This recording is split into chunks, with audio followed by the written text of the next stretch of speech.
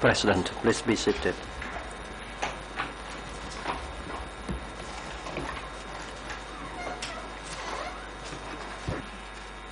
The court is now in session. Today, the chamber will hear the testimony of a witness to TCW 1011 in relation to Crown Security Center. And the testimony, the chamber will hear this testimony via video link from Bandi Minjay province. KFJ Chie Wang please report the attendance of the parties and other individuals at today's proceeding, and also the preparation of the video system from Bandi Minjay. Mr. President, for today's proceedings, all parties to this case are present, except Mary Giro, the international legal lawyer for civil parties. She informed the chamber that she is absent because of personal reasons. Mr. Nguyen Chie is present in the holding cell downstairs. He has waived his rights to be present in the courtroom. The waiver has been delivered to the grave chair. The witness who is to testify today to TCW 1011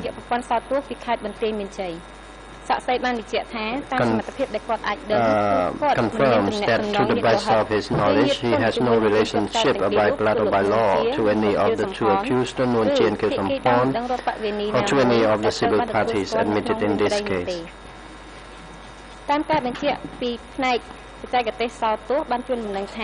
AV unit has informed that the audio-visual system is ready, and the witness is also ready for testimony. The witness took a note already before his appearance. Thank you, Mr. President.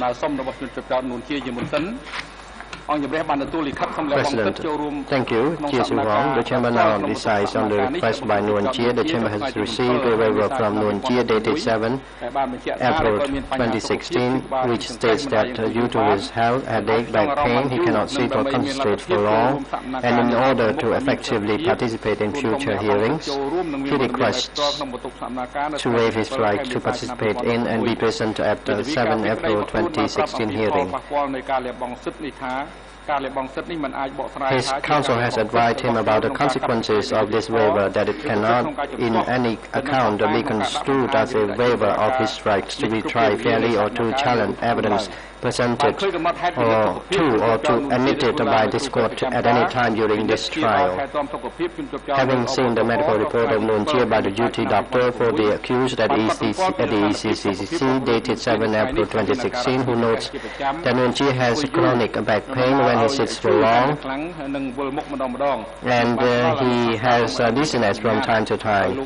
The doctor recommends that the chamber grant him his request so that he can follow the proceedings remotely from the holding cell downstairs. Based on the above information and pursuant to Rule 81.5 of the ECCC internal rules, the chamber grants Nguyen Chie his request to follow today's proceeding remotely from the holding cell downstairs via audio-visual means. AV unit personnel are instructed to link the proceedings to the room downstairs so that he can follow the proceedings that applies through the whole day.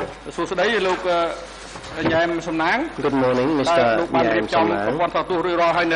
Are you ready?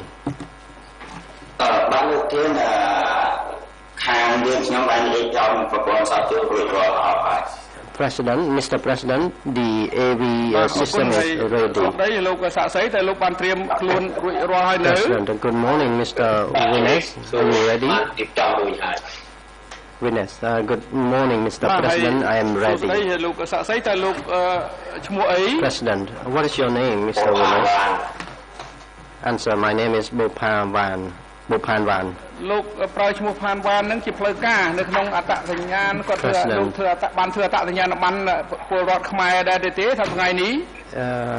do you have the ID card already? Yes. Answer, yes. And my name is Pan Wan. That is the official name. President, what about the name Kamwan? Answer. Kamwan is my birth name. President, so I will use your official name, Panwan. Is that correct? Answer. Yes, that is correct. President, when were you born, Mr. Panwan? Answer. I can only recall the year when I was born. I was born in 1960. Question. Where were you born? Answer. I was born in Piamchimiet village, Piamchimiet commune, Kahnyet district, Mandolkiri province. Question. What about your current address? Where are you living? Answer. I am living in Malay district, Banti Minchai province. Question. What is your occupation? Answer. I am a farmer. Question. What are your parents' names? Answer. My father's name, his revolutionary name was Lang, and his original name was Sovan, and my mother's name is Kamkorn. Question. What about your wife? What is her name? Answer. My wife's name is Hun Vi, and I have 3 children. President, thank you. Based on the report of the Grave J, you confirmed that you have no relationship by blood or by law to any of the 2 accused, Milchi and Kesampon, or to any of the civil parties admitted in this case. Is the report correct? Answer. Yes, that is correct. President, and also the Grave J confirms that you have already taken an oath before your appearance via video link. Is that correct? Answer. Yes, that is correct. President,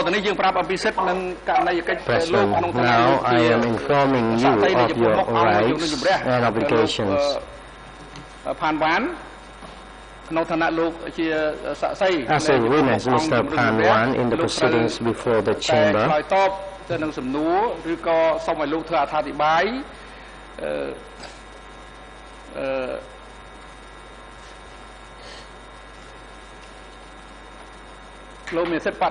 you may refuse to respond to any question or to make any comments which may incriminate you, right against self-incrimination.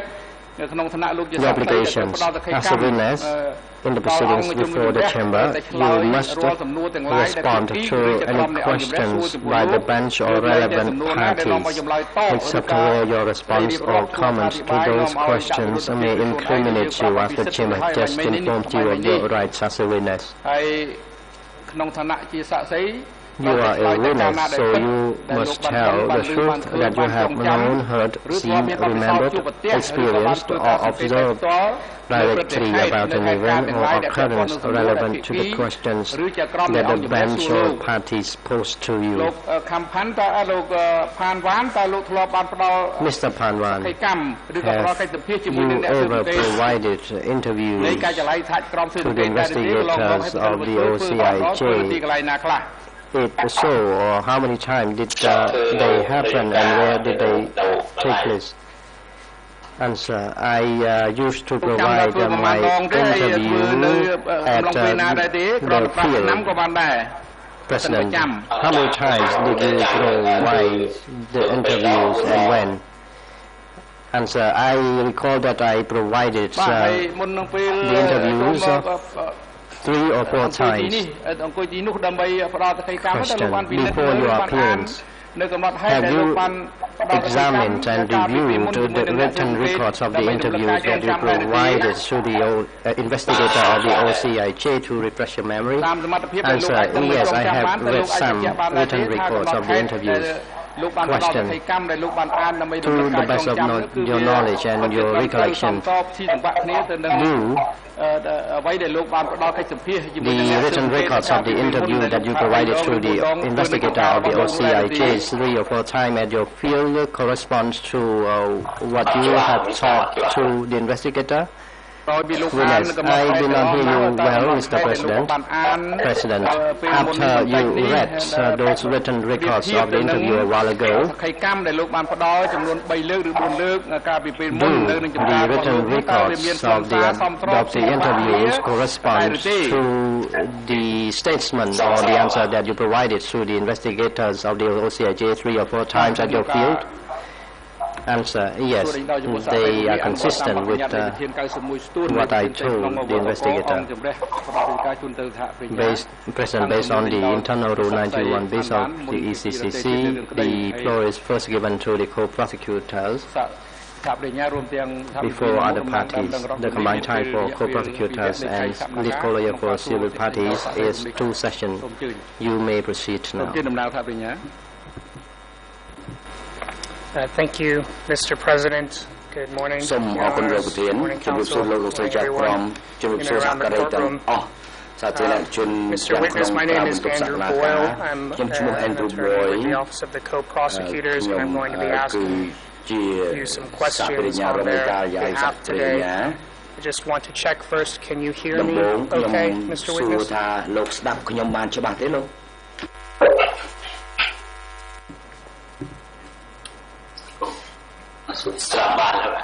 Answer, yes, I can hear you.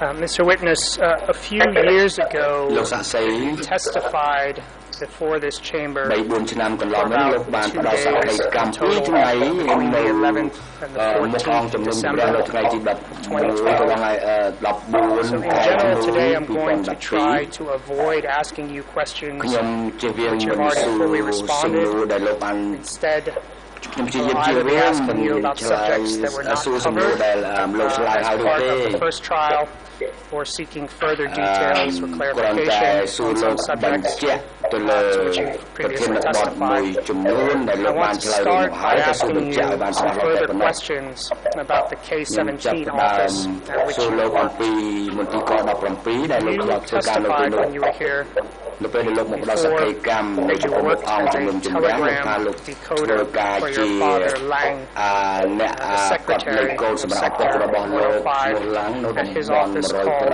K-17.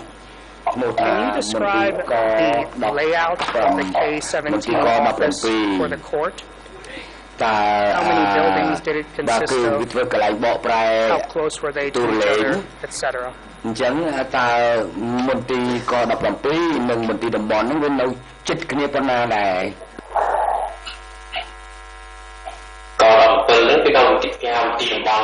Answer, K-17 belongs to the sector.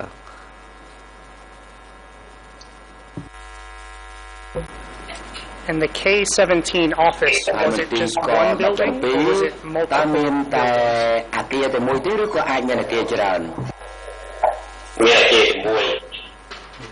Answer, there was one building only.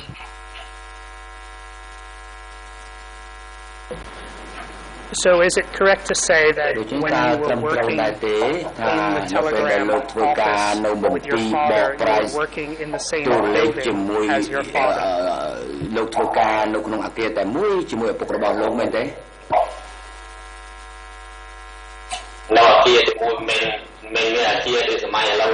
Answer, it was in the same building, but the building at the time was not in the same structure as the current building, and when I decoded the messages, I did it in a house, and in fact that was the still house with the concrete on the ground floor, and for the decoders they did their work in houses, small houses within the compound of the office.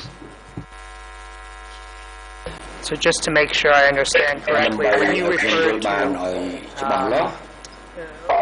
K-17, you're referring to one particular building, but then there is a compound around K-17 which contained other houses that serve other functions in support of the K-17. Is that correct?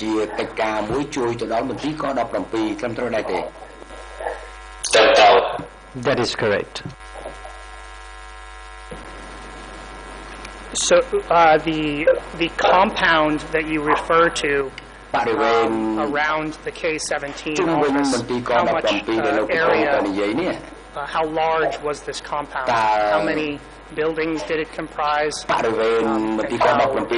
big was it in terms of space?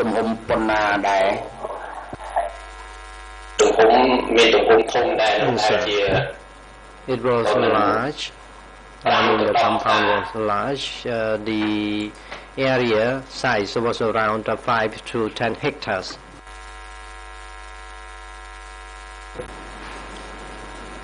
The building in which your father worked, which I gather was the K17 office itself. Can you describe that particular building for us?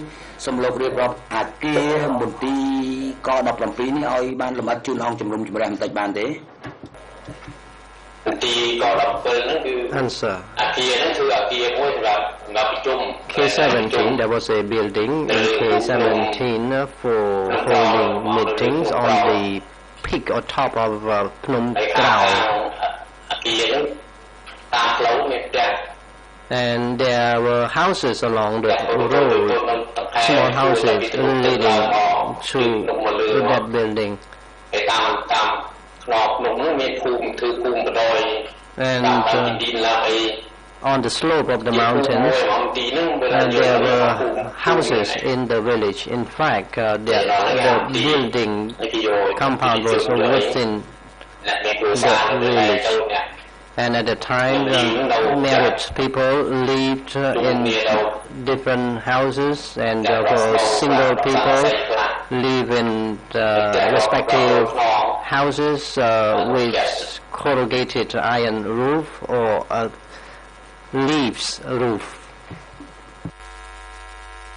The K17 office where your father lived, was that the office that had the meeting place that you just mentioned, or is that a separate place?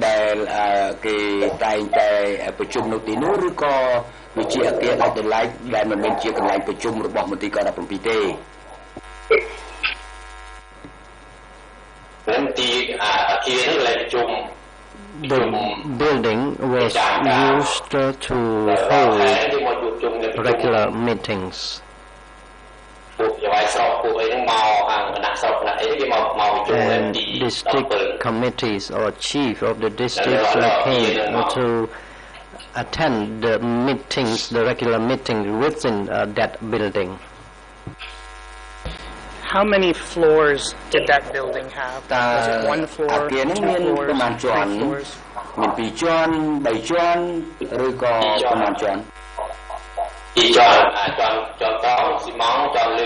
Two-story building. The ground floor was made out of concrete, and the first floor was made out of wood.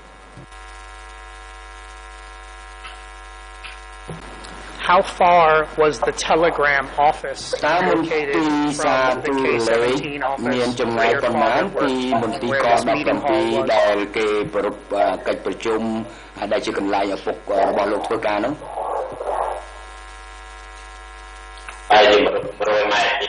It was about 100 meters apart. When you were here before, you testified you worked in the K17 telegraph office from late 1974 until late 1975 or early 1976, when your sister then took over your position and you became your father's driver. Is that correct?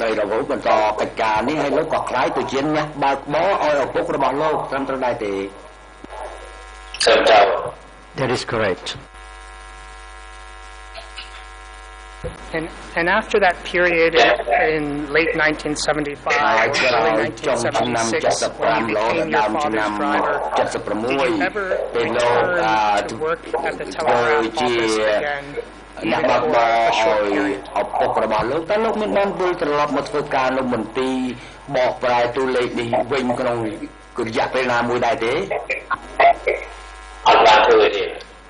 No. after that time became the driver. That was my only function. Can you describe for the court what your functions were, what your day-to-day work consisted of when you were your father's driver? ដែលលោកធ្វើជាអ្នកបើកបរហ្នឹងគឺតើលោកធ្វើអ្វីខ្លះកិច្ចការប្រចាំថ្ងៃហ្នឹង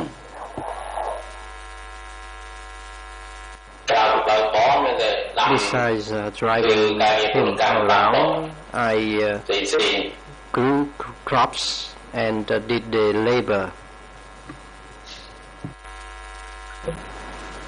What sort of places would you drive your father to when you were his driver? លោកបើកជូនឪពុកលោកទៅកន្លែងណាខ្លះនៅពេលដែលលោកធ្វើជាអ្នកបើកបរនោះ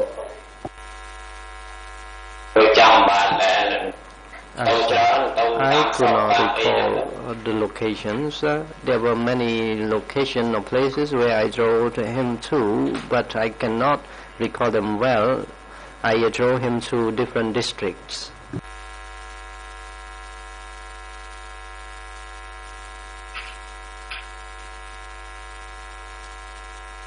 Would you drive him to other buildings in the vicinity of K17? In addition to driving him to other districts? ពីដែរទេក្រៅពីបើកជូនគាត់ទៅតាមបណ្ដាស្រុកហ្នឹងណាមានបើកជូនគាត់ទៅអាគារនៃមន្ទីរក17ដែរទេគាត់នៅនឹងហើយអត់បានជូនទៅនោះគាត់នៅទីក In fact, his office was within that K17, so I did not drive him to that location since it was his office. I apologize. My question was not phrased well. Would you drive him to other buildings that were nearby to office K17 in addition to driving him to other districts? នឹងមិននិយាយអំពីការបើកជូនគាត់ទៅតាមបណ្ដាស្រុកទេថាមានបើកជូនគាត់ទៅអាគារណាមួយនៅជិតក17ដែរទេអត់មានទេ Answer no.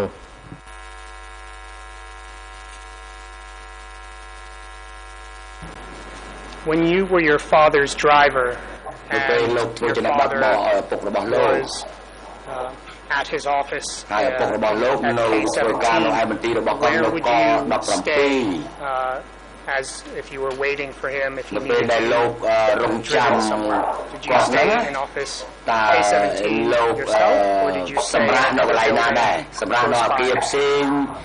ផ្ទះក្បែរនោះឬក៏លោកពេលហ្នឹងលោកសម្រាប់ចាំគាត់ចេញពីធ្វើការហ្នឹងនៅមន្ទីរក17តែម្ដង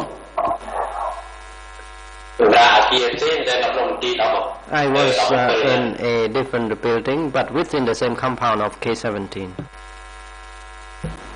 And how far was that building from office K17? ដែលលោកសម្រាប់ហ្នឹងវាមានចម្ងាយប្រហែលពីក17 The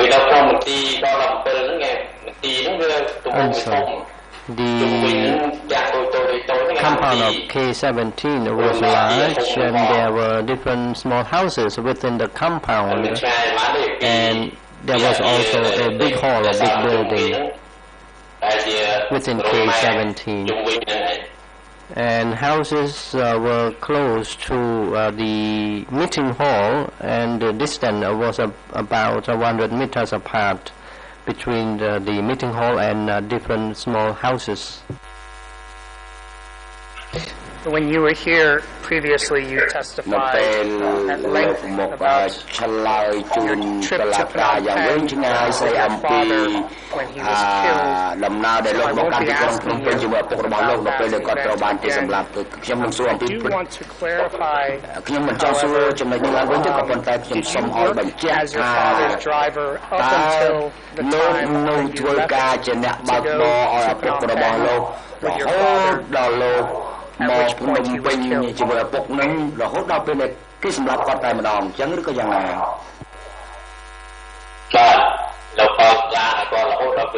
Answer: I was his driver until he went to Phnom Penh.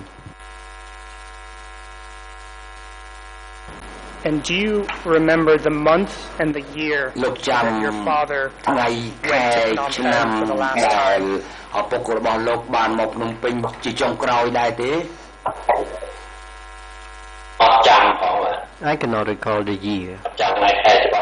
I cannot recall the exact date.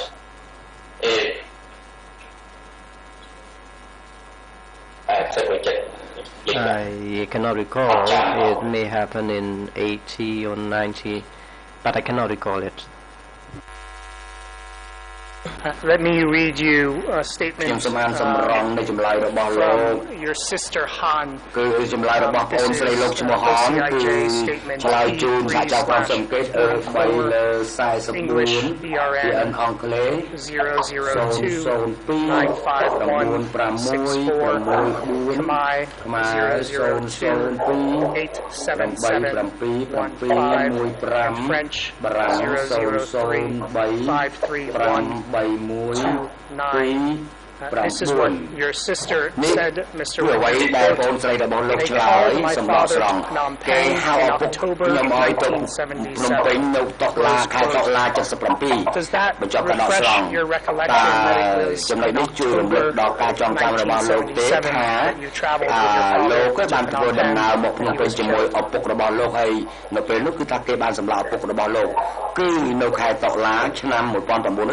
Penh?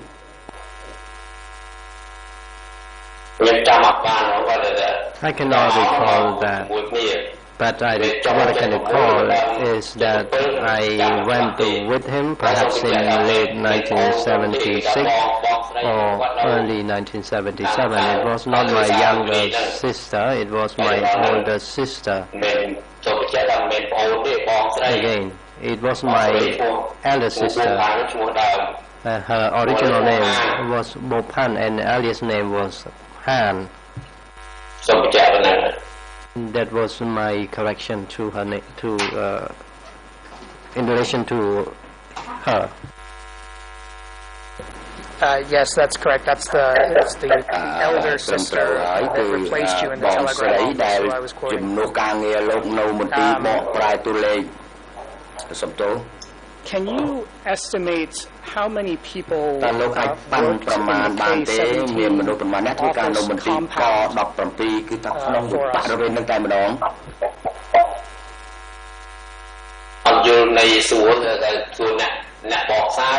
I do not really understand your question. You are asking about the decoders or staff, all the staff members within the K-17. For the coders, there were 2 or 3 of us, but there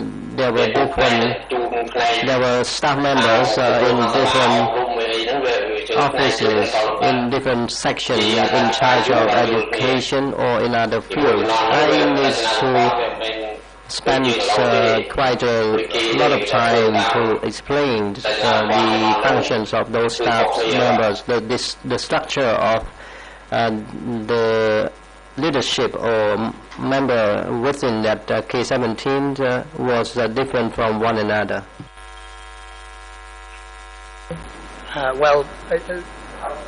We don't have a lot of time, but I would be interested to hear if you could briefly explain to us that structure, the different units that were operating within K-17, and if you recall the estimate number of people in total that worked in the K-17 office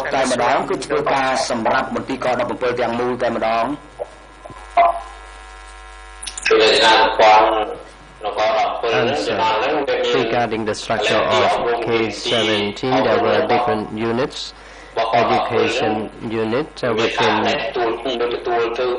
K-17, there were kitchens units, hospitality units, and units in charge of the fuel and transportation, grow crops. And there were vehicles transporting people to attend training sessions, so I can say that there were different units within K-17.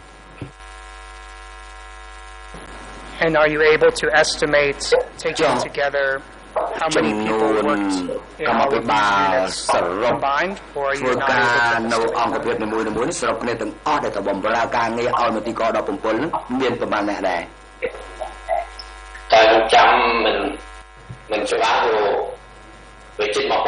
It's about 1,000 people, but this is based on my estimation, and these numbers include both old elder people and young people.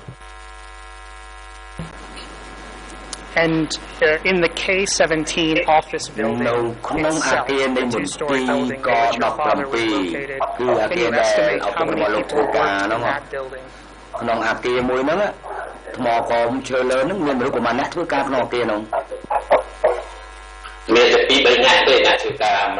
were only a few people in that building, and including people who work in the kitchen, so the total number was around 20 people. Other than people that worked in the kitchen, are you able to name any of those individuals that worked in the K-17 office with your father? And tell us what their function?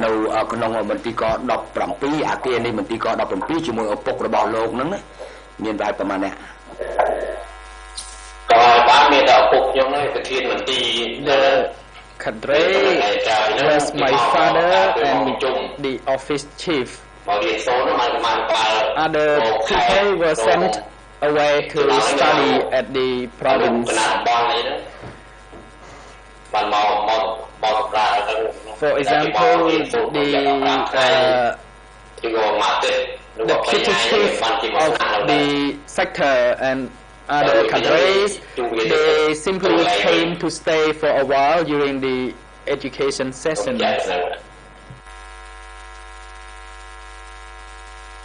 Do you remember the names of the office chief that you just mentioned, or the deputy chief, or anyone else that stayed at office K-17?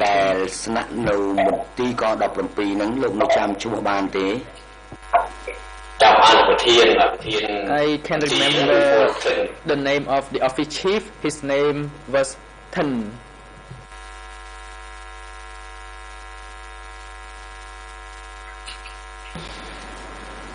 Did you, or were you aware when you were in Sector 105 of any prisons or security centers in that sector?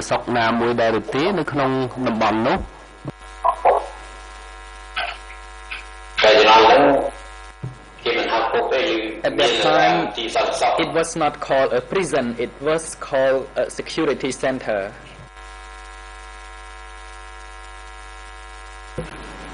And what was the name of the security center? It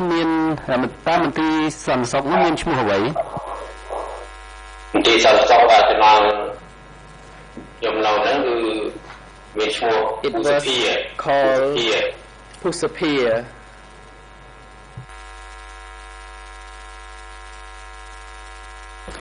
How far was that security office from office K-17?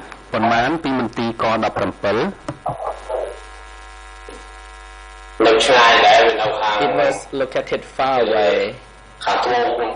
It was to the south of Kraul Mountain. It's about more than 10 kilometers away from K-17.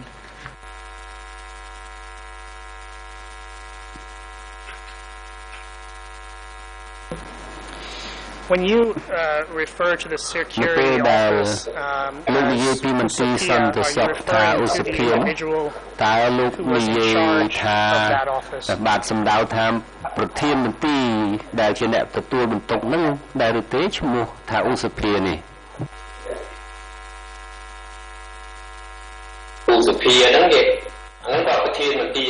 Pusapia was the chief of the security center.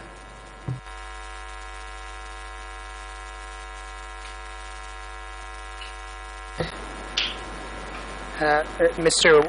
witness, we have on our case file a site identification report. That's at P3/8057 Khmer ERN 003 7404 English 003 620 and French 003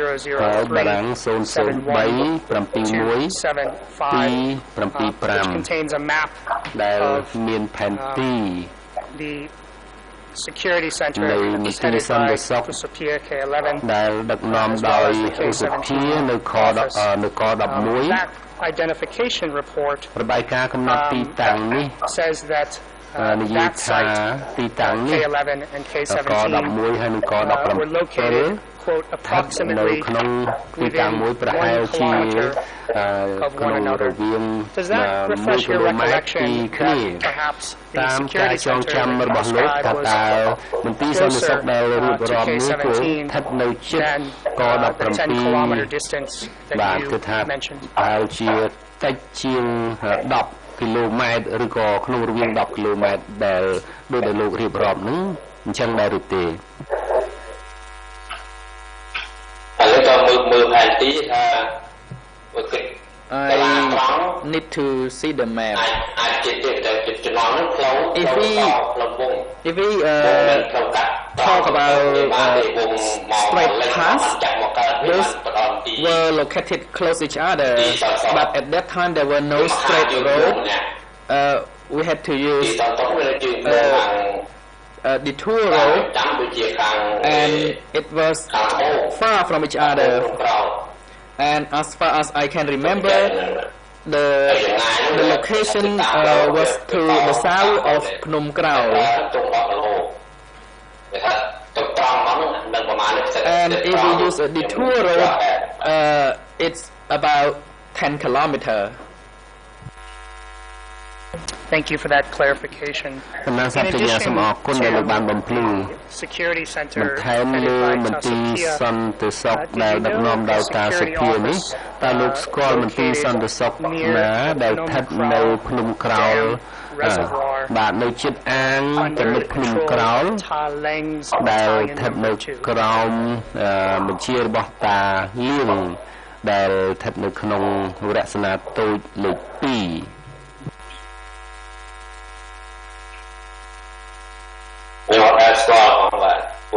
No, I did not know because after I left the area and then I was not aware of what's going on over there after I left. I'd like to quote to you from a statement you gave to the investigating judges. This is C3/58 at English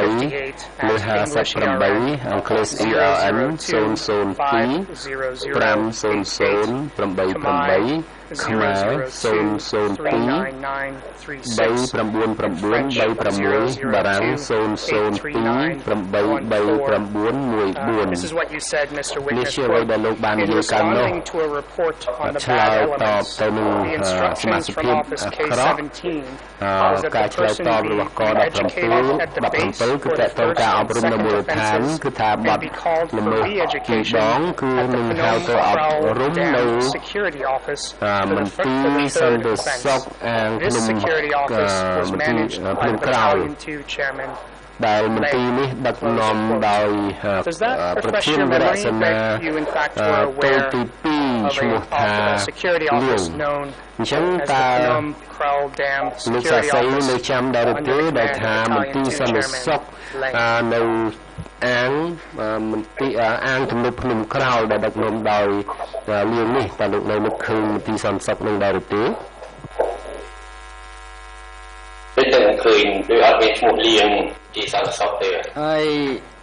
I'm not familiar with the name Liang who you just mentioned as the security guard.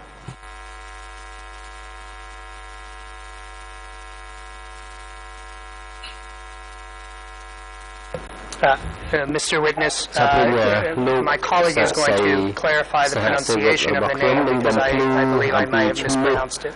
ដែលខ្ញុំអានមិនសូវចំតាមឈ្មោះជាភាសាខ្មែរអញ្ចឹងសូមលោកចាំស្ដាប់សូមគោរពលោកប្រធាននិងលោកលោកស្រីជាក្រុមតាមរយៈការបកប្រែជាភាសាខ្មែរខ្ញុំស្ដាប់ឮគាត់បកប្រែថាលៀងតាមពិតឈ្មោះមែនតែនគឺលេងអញ្ចឹង We have no translation យើងអត់ទាន់បានទទួលការបកប្រែទៅជាភាសាអង់គ្លេសទេឈ្មោះមន្ទីរមួយដែលលោកសហប្រញ្ញារងអន្តរជាតិបញ្ជាក់ co-prosecutor ថាគ្រប់គ្រងដោយប្រធានវរៈសេនាតូចទី2ហ្នឹង the name of the person លេងជាភាសាខ្មែរ the ហើយខ្ញុំចាំការបកប្រែថាឈ្មោះលៀង Battalion 2 his name was Leng but when I listened to the Khmer interpretation the name became Liang Mr. Witness, with that clarification on the pronunciation, តាមរយៈការបញ្ជាក់ពីការបកប្រែឈ្មោះខាងលើនេះតើអាចរំលឹកការចងចាំដល់លោកទេអំពីមន្ទីរសន្តិសុខនៅអាងទំនប់ភ្នំក្រោលដែលដឹកនាំដោយឈ្មោះលេងនេះដែរឬទេចាំបានតែលេងហ្នឹងគាត់ក្រោយ Answer yes I can remember After Supir was removed and then Leng was replaced in his position. And just to clarify for the record, are you confirming that you are aware of a separate security office near Phnom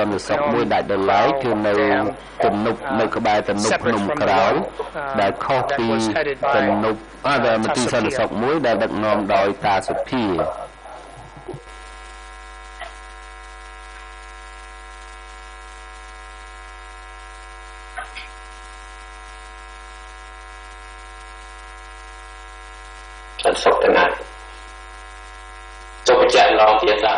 Could you please repeat your question? You confirmed that you were able to identify the Battalion 2 chairman. Do you recall the existence of ហើយលោកបានដឹងអំពីថាមានមន្ទីរសន្តិសុខមួយទៀតនៅជិតអាងទំនប់ភ្នំក្រោលបាទ At the time I was there was only one security office. I told you it was not at the Phnom Krao reservoir.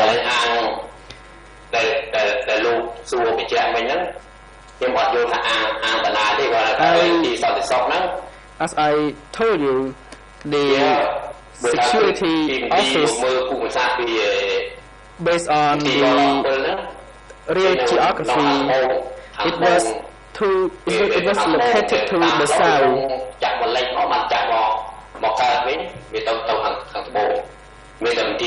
and there was only one security office at the time I was there and when Tasupir was removed and then Leng was put in charge.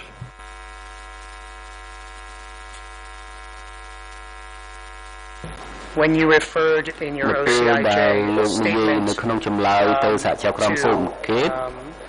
to being called for re-education, the Phnom Krao Dam Security Office for the 3rd offense, was that the security office that you were aware of? Or are you saying that you no longer recall the security office that you mentioned to the investigating judges? អំពីមន្ទីរសន្តិសុខមួយនោះទេដែលថាអ្នកណាខុសទី2គេយកទៅអប់រំនៅមន្ទីរមួយជិតទំនប់ភ្នំក្រោលតើមន្ទីរនោះវាខុសពីមន្ទីរពីមុនដែលលោកយោងទៅរកឬក៏យ៉ាងដូចម្ដេចអត់ខុសមន្ទីរទី1ទេបាទ It was the same security office.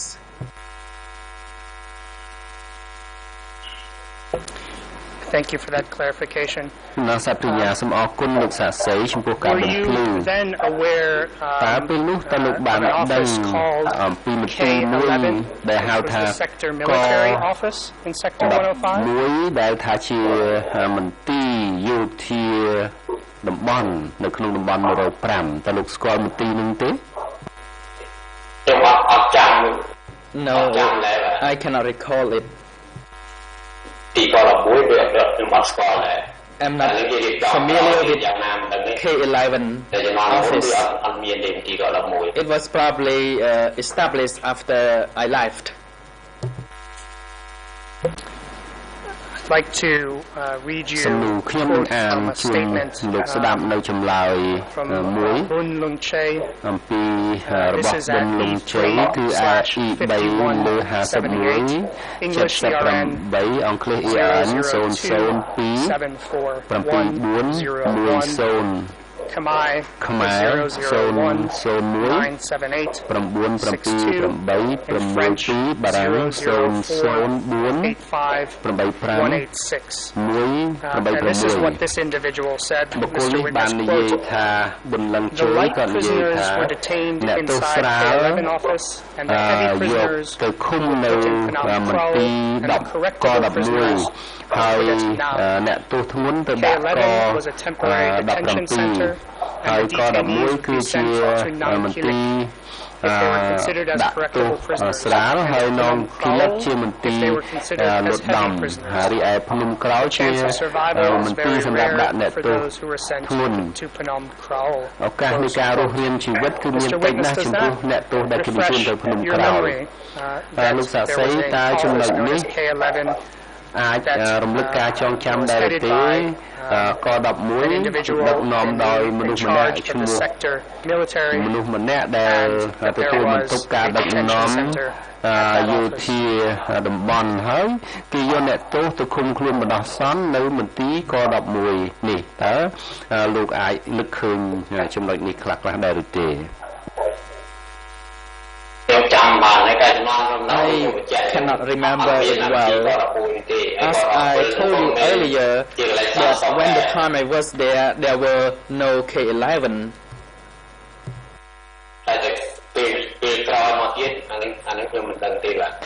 It was probably established later on after I had left.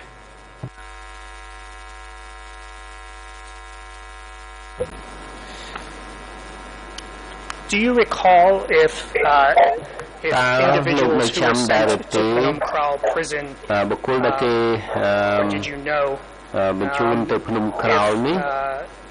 a large quantity of them survive the prison and leave the prison, or if that didn't occur at all, or if that occurred for everyone who entered the prison? ដឹងថាអ្នកចូលទៅទីនោះត្រឡប់មកវិញភាគច្រើនឬតិចឬក៏អ្នកទៅទាំងអស់នៅទីនោះមិនដែលឃើញត្រឡប់មកវិញឬក៏ដូចម្ដេច President Civil Party Mr. Witness please hold on សូមអរគុណលោកប្រធានខ្ញុំសូមជំទាស់ចំពោះសំណួរនេះសាស្ត្រីបានបញ្ជាក់ថាគាត់បាន Mr. President I would like to object to this question. The witness already said that that Phnom Kro was not the security office when he was there. So the witness cannot answer to this question if the prosecutor keep asking it. Mr. President, if I បណ្ដា may សាភិញ្ញា respond, លោកប្រធានខ្ញុំសូមឆ្លើយតបខ្ញុំជឿជាក់ថាមេធាវីយល់ច្រឡំ testimony that is not the សក្ខី testimony ក that ម I heard this individual របស់ say. គាត់គឺថា He said បុ that គ្គល there ម្ might នាក់ have នោះ been និយាយ another ថា security គឺថា office in អាចនឹង addition to មាន Phnom Kro that was មន្ទីរ established សន្តិសុខមួយ after ទៀត he was there. បន្ថែមលើភ្នំក្រោលបើយើងមានផតតាំងហើយគាត់បញ្ជាក់បាញ់មិញនេះឯងគឺថាគាត់ថាមន្ទីរសន្តិសុខមួយទៀតនៅជិតទៅនៅភ្នំក្រោលដែលគាត់ឆ្លើយនៅក្នុងចម្លើយរបស់គាត់ទៅសហជីវកម្មសុខភាពខ្ញុំសូមអនុញ្ញាតបន្តលោកធាន លោកបញ្ជាក់ទៅគឺការលើកឡើងរបស់មេធាវីជាតិការពីក្តីលោកខឿនសំផនគឺត្រឹមត្រូវហើយគឺគាត់មិនទាន់បានបញ្ជាក់ថាគាត់ដឹងអំពីអត្ថភាពនៃ Kheo Sampon Defense Council is right. because the witness said that during the time he stayed there was no security office called K11. If your question is about the security office during the time when Ta Supir was in charge, our witness probably could give the answers. And as he emphasized several times that he was aware of only one security office, and that was security office Phnom Kraul. So I encourage you to reformulate your questions, and your question should direct to something that the witness is aware of. Thank you, Mr. President. Perhaps I stated in my question. But indeed, I was referring to Phnom Kraul. Specifically, I was referring to the statement that I just read. This is the Bun Che statement. That individual stated, the chance of survival is very rare for those who are sent to Phnom Kraul. Mr. Witness, to your knowledge, is this witness correct that the chance of survival at Phnom Kraul was very small?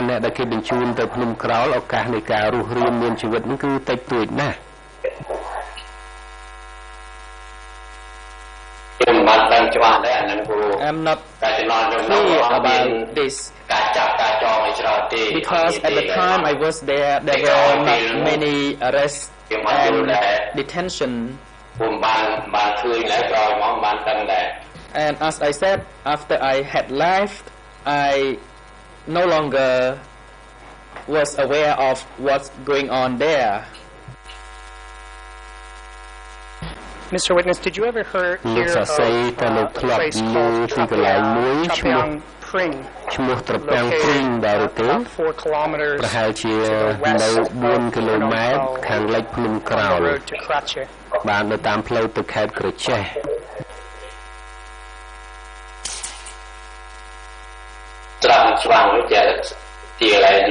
Could you please mention the name of the location again? Yes, to the best of my pronunciation, the location's name is Trapeang Pring.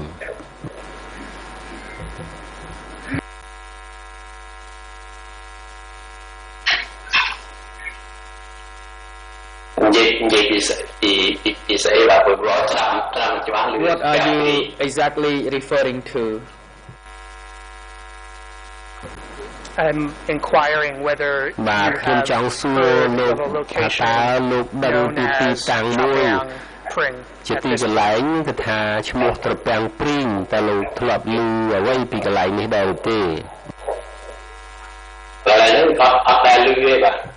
I have never heard the name of that location.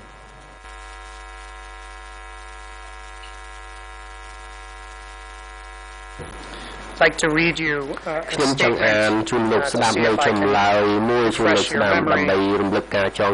This is the OCIJ statement of Saul RFA/5222 English ERN 002-421-57-58 French 002-748-2122. This is what this individual said. Quote, the prison guards told me that those they arrested were put in that prison for only 2 to 3 days, and after that they were taken to Trapeang Pring and killed.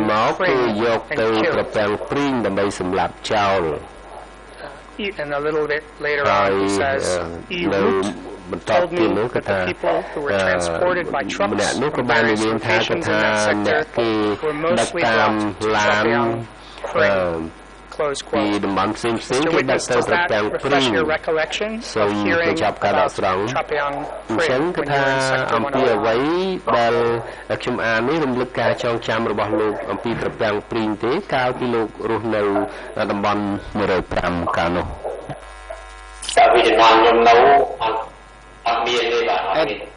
At the time I was there was no place called Trapeang Pring.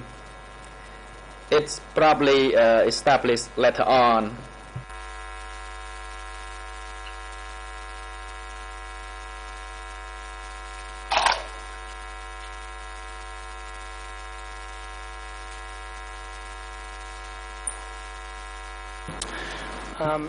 Before I move on to សព្យាមុ another ននឹងខ្ញុំ section, ចូលទៅផ្នែកផ្សេង I'd like to ខ្ញុំ ask you one ចង់សួរ question សំ of ណួរមួយ clarification on ទៅលោក something សូ you មឲ្យ said លោកបំភ្លឺពីអ្វីដែលលោក in បាន one និ of យាយ your statements. នៅក្នុង This ចម្ is លើយមួយរបស់លោកនោះគឺថា E3 លើ57អង់គ្លេស002 905 08 ខ្មែរ002 87705 ហើយបារាំង003 531 04 This is what you stated. អ្វីដែលលោកនិយាយនោះគឺសំដកស្រង់មន្ទីរសន្តិសុខមន្ទីរ105ស្ថិតនៅភ្នំក្រោលស្ថិតនៅក្រោមការដឹកនាំរបស់តាសុភាក៏គេហៅមន្ទីរតាសុភា Van ផង knows ដែរ more about that. វ៉ាន់បានដឹងច្រើន Van knows more than I អំពី about រឿង the នេះច្រើន security ជាងខ្ញុំ office. អំពី Close សន្តិសុខចាប់មន្ទីរសន្តិសុខនេះចាប់សេចក្តីដកស្រង់ Who is សូម the លោកប្រាប់ person តុលាការ that តើ you are វ៉ាន់ referring ដែល to? លោកហៅកន្លែងនេះគឺវ៉ាន់មួយណា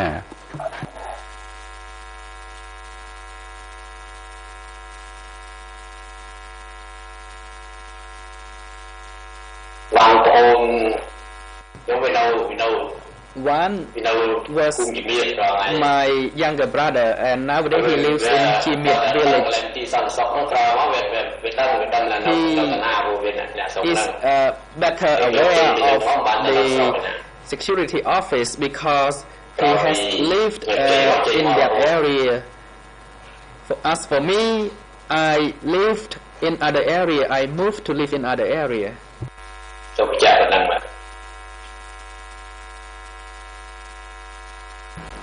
Did Van live in that តើ area វ៉ាន់ in រស់នៅតំបន់នោះដែរទេនៅក្នុងសម័យឆ្នាំ1975ដល់1979នោះ or any part of that period? ឬក៏នៅក្នុងពេលណាមួយក្នុងរវាងពេលនេះ Thank you. During that period, one lived in Phnom Penh, Thank you. and later on he moved ស to ព្ live ញា in សូមអរ that គុណ area. លោកសាស្ត្រី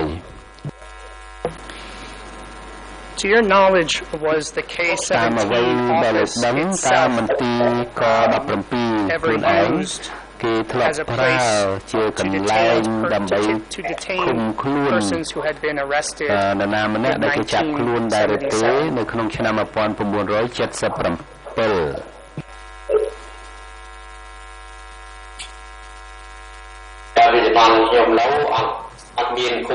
At the time I was there was no any detention at the security office. The translation that I កា received របកប្រែដែលខ្ញុំបានទទួលនោះ had you saying that there was no លោកនិ detention យាយ at the ថាមិន security មានមន្ office. ទីរមិនមានការឃុំខ្លួនទេនៅមន្ទីរ I សន្តិ want សុ to ខនេះ clarify. I ខ្ញុំ was ចង់ asking about the បានការបំភ្លឺ K-17 office អំពី where នៅ your ក father 17 worked. នៅពេលដែល whether you were aware of any ជា detention មន្ទីរ there. ដែល Can you please ឪពុករបស់ answer ខ្លួន that question? ឪពុករបស់លោកធ្វើការតើនៅមន្ទីរក17នេះមានកន្លែងឃុំខ្លួនមនុស្សដែរឬទេ There was no detention at that time. The time when I was there, I cannot say about what happened later on after I had left. two witnesses សំណួរសាកសី who ពីរ have នាក់ come to this ដែល court បានមកបំភ្លឺនៅតុលាការនេះ បានបញ្ជាក់ about ថា how they were part of a large group of prisoners គាត់ជាអ្នកទោសនៅក្រុមអ្នកទោសជាច្រើនដែល who were arrested following the death of your father. ភូមិហើយនិយាយអំពីការស្លាប់របស់ឪពុកលោកហើយគេនិយាយថាគេបានគុំខ្លួនពួកគាត់នៅក17ហើយខ្ញុំដឹងហើយគឺថាក្រោយពីឪពុករបស់លោកស្លាប់ទៅលោកមិនបាននៅមន្ទីរមិនបាននៅតំបន់105ទេនេតសវ៉ាតហើយប្រហែលជាមួយខែក្រោយមកបំពេលដែលឪពុករបស់លោកនៅរស់ហើយគាត់ទទួលបន្ទុកto the K17 office. 105 ហើយគាត់បានទៅជាមួយឪពុករបស់លោកទៅក17ហើយគាត់បានឃើញគេដាក់ទោសដាក់ខ្នោះជើងនៅក17ហើយនៅស្វ័នគឺ E1 លើ100.1 នៅម៉ោង10 Question, when was it that you saw these shackles? Was it during the month that you were at K17? Or was it later on that you saw these shackles? Answer, it was before that time. 1 month before that time. Taham, this is a little later on. Taham took me upstairs because at that time, people from actually Hassan, the chief of the division, was detained there along with other people from the division. Took me upstairs. I saw their shackles. Does that refresh your memory of knowing about seeing division soldiers or other prisoners held upstairs at the K17 office? ឃុំខ្លួននៅក17នៅពេលនោះដែរឬទេលោកសាស្រី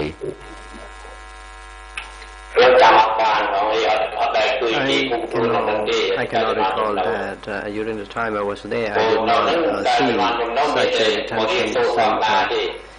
Usually those people arrived at that place to attend their training session, the normal training sessions. That is what I can say.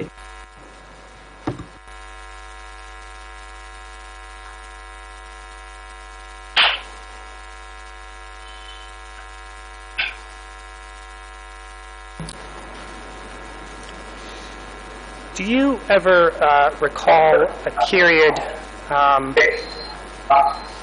when large numbers of Division 920 cadre were being arrested while you were in Sector 105?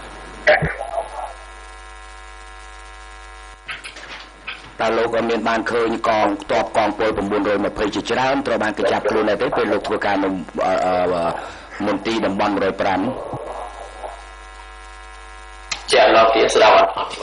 I cannot get your question. Could you repeat it? Do you recall a period when you were in Sector 105 មានពេលមួយនៅពេលនៅតំបន់105គឺគេបានចាប់ខ្លួនកម្មាភិបាលកងពល920ជាច្រើនលោកនឹកឃើញទេមកចាប់ទៅទី There were no arrests within K17 when I was there.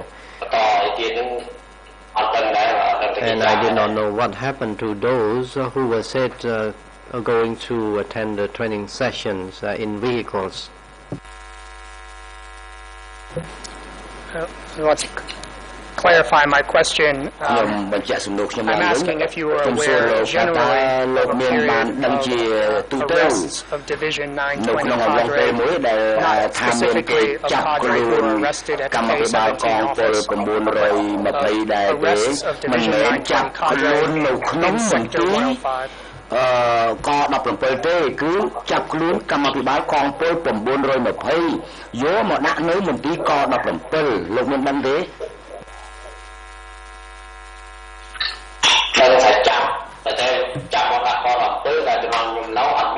I know that arrests happened, but I myself do not know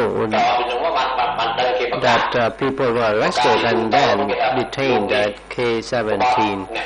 During the regime, it was widely known that a certain individual betrayed the regime and were arrested. But when I was there, I never saw the arrest occurred at K17. I'd like to read to you from a document.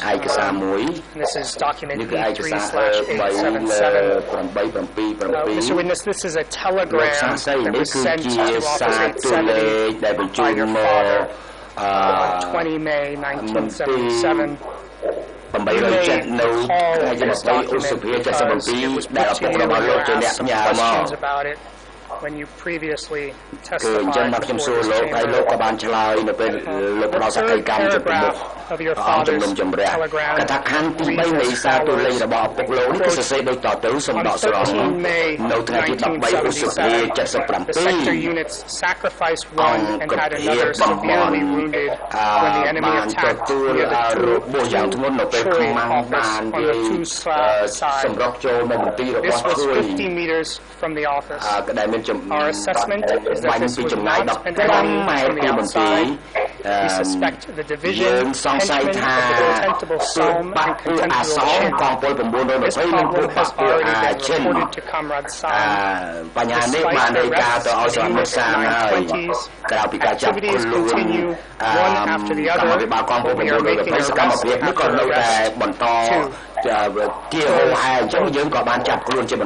Witness, in your prior testimony, you confirmed that Chin, in this telegram, was the Secretary of Division 920. I'd like to ask you first, can you tell the Chamber what was the Troy office that's mentioned in this telegram, and where was it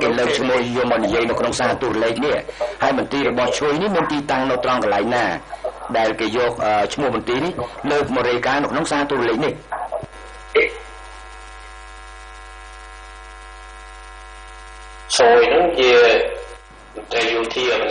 was a military officer. However, I cannot recall his office. There was an individual named Choi. At the time, he was chief of a battalion, but I do not know his headquarters. Do you recall what the functions of this office or of this battalion were?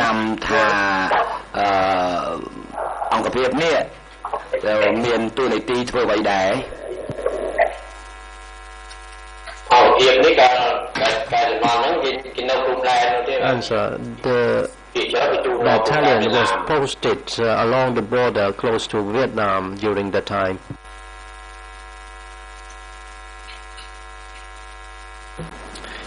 Having heard this telegram again, do you remember a period in 1977 during which the sector was making numerous arrests of Division 920 soldiers?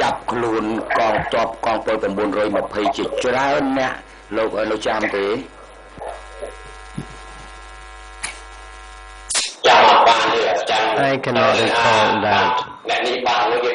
What I know is that certain individuals disappeared through the announcement, and I did not see with my own eyes the disappearance of certain individuals, but I know that the arrest did happen in the period. That is what I can say. And when you refer to certain individuals, are you referring to at least a part Division 920 soldiers or just individuals generally?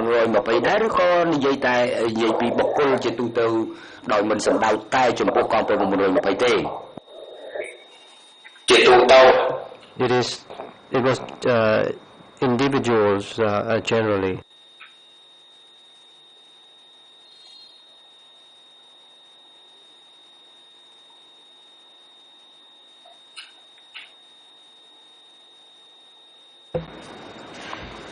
In relation to your father's statement in the telegram, despite arrests of Unit 920's activities continue one after the other, they are making arrest after arrest to, close quote. Do you know whether your father would have made the decision about who to arrest himself, or would he receive instructions from other individuals? I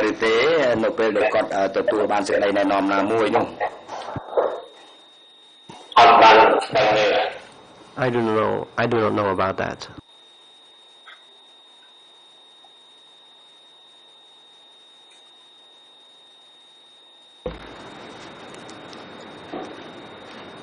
Did Division 920 have its own security office in Mondulkiri, or were these sector security offices used?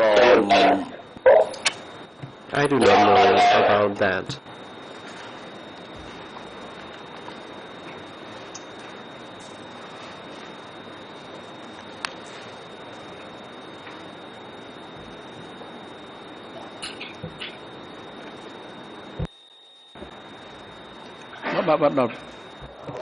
President, it is now a break time. The chamber will take a short break from now until 10:30. Mr. Nyam Samnang and